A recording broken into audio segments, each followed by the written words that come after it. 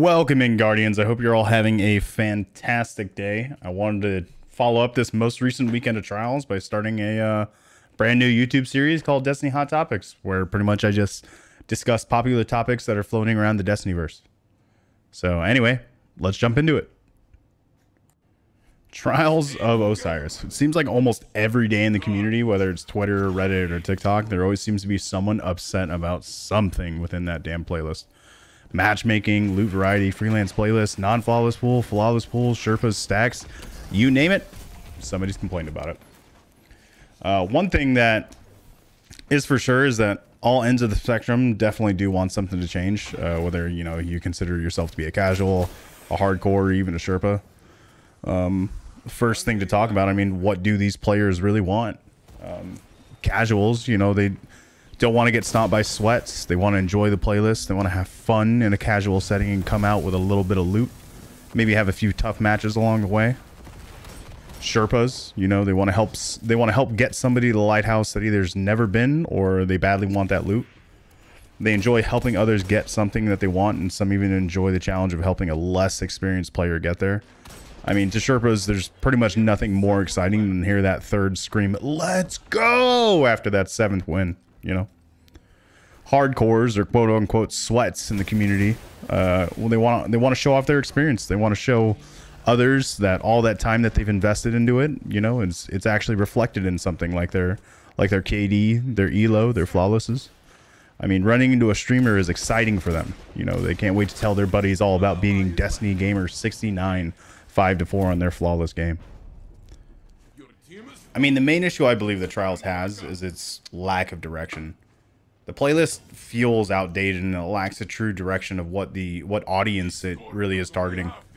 Is Trials the endgame PvP, or is it a casual playlist?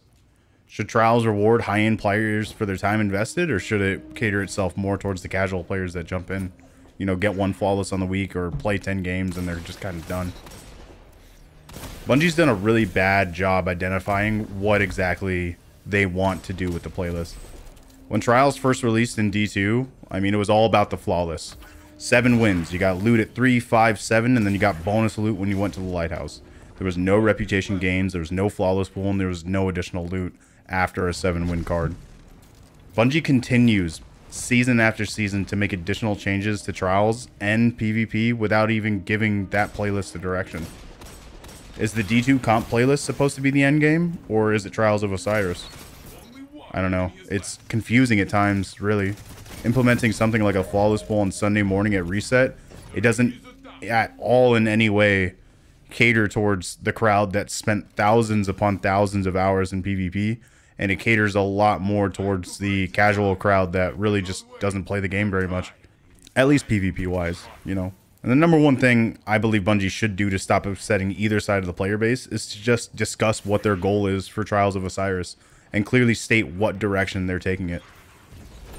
I mean, they could say something along the lines of, "We believe the playlist is endgame PvP and only the best players should be able to reach the lighthouse." Or they could say, "We believe the playlist should be fun and inviting to everyone, and everyone should be able to experience the lighthouse every single weekend." Either direction is seriously fine with me, but it just needs to be clear. The current state of the playlist is muddy, unclear, and confusing to the entire community. Before I jump into this next section, I just want to make it clear that everybody is allowed to have their own opinions, and I don't mean to invalidate anybody's opinions or experiences from what I am expressing in this video. And I'm not at all attacking anybody with the next tweets that I'm going to put up on screen. These are just things that I have seen around the community, and I just kind of want to discuss them, and I want to share my opinion on it. And, I'm a passionate individual.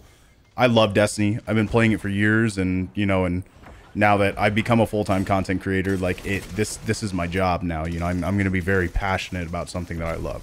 So just keep that in mind, moving forward. So just remember, I'm not personally attacking anybody. With that being said, let's move on. Here are the tweets that I happen to see, popping them up on screen now. And if you're reading through them, you can clearly see that there is a theme, at least in the majority of them. That the solo player experience was really just not great over this previous weekend. So, I mean, this is an honest question that I would love for all of us to discuss in the comment section, because I want to hear from the community. I want to hear from the people in my community, you know. When did Trials of Osiris become about the solo player experience? It's a very odd thing to me that this is the main theme that I see throughout these tweets and a lot of the feedback that I saw on Twitter over the last couple of days. So before we move on, let's take a second, and I just want to listen to a couple of Saint 14's lines when you enter the lighthouse. So let's all just take a second and listen to those. Welcome to the lighthouse. It is a monument to what we can achieve together. You did not ascend alone, friend. Remember your fire team. Remember how they stood by you. Your fire team will be remembered. It will be honored forever. In my heart. I am so proud of every fire team I see climb those stairs. I will hold back tears. It is okay. So, as we can all see, Saint has lines that directly correlate to fire teams making it to the lighthouse, about remembering your fire team, stating that you didn't do it alone. This concept, in my opinion, that Flawless should be a soloable thing, goes against the entire idea of Trials. Trials was implemented and designed in D1 and at the beginning of D2 for team play. You're meant to have a fire team. You're meant to learn and grow with your teammates. You're meant to take down opposing fire teams. Like, all this past weekend, the majority of the feedback that I heard from, you know, a lot of the people in my chat was that it was a struggle going in solo all weekend. It was just everybody matching into 3 stacks. And I'm not saying that all players shouldn't be able to do it solo, but I do believe that not every player should be able to. And also, I just want to say this, like, I'm not against freelance trials. I actually really am for it. I think any option in this game to do whatever you want actually solo and for it to be enjoyable is great, but I don't think that we should cater a playlist that was created around fire teams solely for the solo experience. I don't agree with that. So, I mean, if we were to do something of like having a permanent freelance playlist, I'd rather it be freelance with no flawless pool or no freelance with the flawless pool. I don't think that we should split it so much to the point where it's like 4 different pools. So I think it should be either or. Also, here's a bonus tweet. I couldn't. I actually laughed when I read this. I was flabbergasted. How is this even remotely a discussion? 2 pinnacles in PvP, 2 pinnacles PvP, when 90% of this game is in PvE or Gambit. It's seriously difficult to take some of these topics seriously when hot takes like this exist. At the end of it, saying you can't get a group and you don't PvP. So, serious question, man. What do you do when you have to 6-man the raid? Or you have to 3-man a Nightfall? You utilize one of the many LFG platforms, right? Including Discord's, Reddit, or Bungie's LFG. I mean, this is across all of gaming where people are grouping up together across all other platforms. Like, Destiny might lack an in-game LFG, which, yes, that's a whole other discussion in itself. But saying that you simply can't get a group is just incorrect. And unless you've been banned from every third-party LFG platform, you can get a group. You're just simply lacking the effort or the drive to. I swear, the entitlement is strong with a lot of people in this community. I mean, imagine if I, as a PvP Destiny gamer, expected to be able to solo a raid or a dungeon or a GM with little to no experience or time investment. And instead of taking the time to go and watch guides, which there's a plethora of them online, and I just didn't want to read about builds or simply reach out to other people within the community to come up with like a plan on how to be better and to improve in PvE. And I just took to social media and I added a few devs and then complained about how something is too hard. PvP takes time investment, as does PvE. I mean, as an example, I lack the skill set to trio Deepstone Crypt at this moment in time. However, if I wanted to do it, I can go and I can watch many of the videos online and learn how to do it. You know what? Actually, I changed my mind. Bungie, do all of us PvP players a favor, and during the next GM season, halfway through the week, could you implement a damage reduction modifier on that week's Grandmaster for all players that haven't completed the GM that week, and just have that modifier scale as it gets closer to reset? Like, come on. Oh, I mean, here's another great idea. How about for day 1 raids, as it gets later into the 24-hour time frame, you can just increase the amount of damage that we deal as the day goes on. That way, the PvP portion of the community doesn't feel left out, and we can just hand cannon and slide shotgun our way to a day 1 raid clear and emblem. Easy peasy. All right.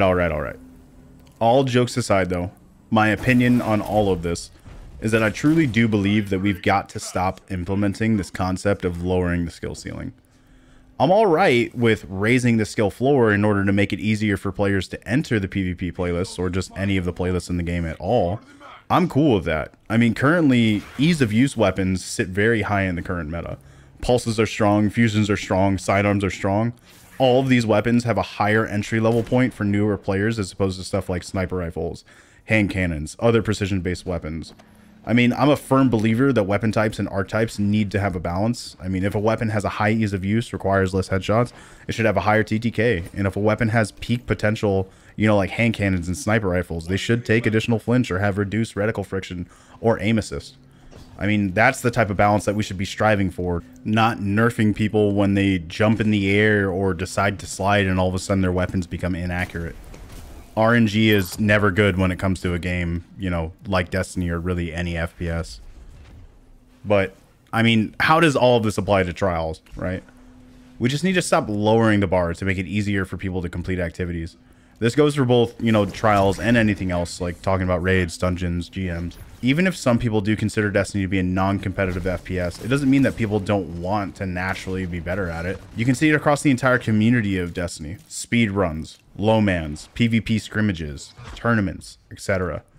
People naturally want to be the best at what they're doing, and we all love this game, and having accomplishments to show that gives us the drive to really just push forward. I know that's not for everyone, but you shouldn't need to do everything in a game. Just because the Unbroken Seal exists in Destiny doesn't mean you need it. Just because Rivenbane exists doesn't mean I need it. They're both accomplishments for a reason, and taking away the difficult portions of those titles is disheartening to the players that took the time to invest into it. When you have PvP players that have invested thousands of hours into a game mode in order to be better at that game mode, implementing something like a flawless pool that doesn't offer additional rewards to them is just an absolute slap in the face to their time investment. Those players leave the playlist once they've gone flawless and they don't want to go in on Sunday and Monday. I mean, why would they work 2-3 times as hard for the same exact loot that they were just getting on Friday and Saturday, but their experience is, you know, 2 or 3 times as hard? And who are you exactly catering the playlist towards? The people that entered the playlist on Sunday, they run a single card, go flawless, and then what happens? They leave the playlist because they also don't want to be in that flawless pool, and they consider it to be too sweaty. All you end up doing is you end up killing the entire playlist to appease a small portion of the community, and the only people that are left are probably the top 5%, you know? I mean, what's the difference between running a Friday card where you stomp 5 teams and have 2 hard matches versus a Sunday card where every game is a 5-4? Nothing. The loot difference is non-existent. It's the exact same thing. If that was different, then we wouldn't be an issue anymore. But there has to be incentive for those players to play in the flawless pool. There needs to be more rewards. The only reason top tier PvP players don't want to play in the flawless pool after going flawless Friday or Saturday is because there's no incentive. Reputation gain for roles that are non-adept, not incentive. The 40th role of Aish's Embrace on that 7-win card, not an incentive. I see this argument like all the time too. Top PvP players just want to stomp on the lower players. Not all of them do. Yeah, you've got the 0.01% of players that want nothing to do but to stomp on new players, and they get their jollies off of beating lower skilled individuals. But there's another portion of the community that wants an incentive to play those tough matches. I mean, if we ditched this whole concept of flawless and instead implemented a ranking system like RP in other games, you'd have an influx of individuals that would just grind hard to become the top 500. It's the simple fact that playing those tough matches offers no reward, and I think that that's the primary issue of this idea that we have the quote-unquote flawless pool. Okay. Ender, shut up and tell us your solution. Okay. My solution? Remove the flawless pool. Get rid of this asinine, card-based, skill-based, butt-cheek-based mumbo-jumbo, and implement a ranking system, or crank those rewards up to 11. Give people something to play for. More Ascendant Shards, more Adept rolls, and I mean all weapons, not just this weekly one thing to go after. Seasonal red bar weapons, title accomplishments. If all of this stuff was in this playlist, I guarantee the player base would, whoop, go way up. And I think like a connection-based, SBMM-based with ranking system would be the healthiest thing in Crucible for its overall longevity, at least for the hardcore crowd in this game. And I think cranking up the rewards to actually incentivize casual players to go in would be the best solution for them. I think if both these things were implemented, I think there would be such an insane spike in population for Crucible, and everybody would stop complaining about this SBMM, whatever, you know, lobby balancing crap that happens all over the community. So, that's my thoughts. Anyway, thanks for listening. If you did enjoy this content, you know, please feel free to drop a like or a follow. If you'd like to catch me and hear my passion live over at twitch.tv/neverender91 Thursday through Mondays at 3:30 p.m. PST. You know, we play a lot of PvP, but we do pretty much everything else. I do enjoy sharpening people on Trials weekends whenever I can. But anyway, that's it for me. I hope you have a good one, and if I happen to see you in the Crucible, good luck, Guardian.